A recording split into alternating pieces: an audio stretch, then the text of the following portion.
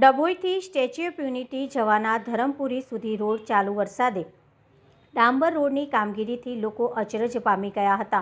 કેટલીક જગ્યાએ વરસાદના પાણીથી ખાડા ભરાઈ ગયા હતા। રોડ ઉપર છતાંય ચાલુ વરસાદમાં રોડ બનાવવાની કામગીરી કોન્ટ્રાક્ટર દ્વારા ચાલુ રહી હતી। ડભોઈ નાંદોદી ભાગોળથી ધરમપુરી સુધી રોડ નિર્માણનું કામ ચાલી રહ્યું છે। ચાલુ વરસાદે કામ થતું જોવા મળ્યું।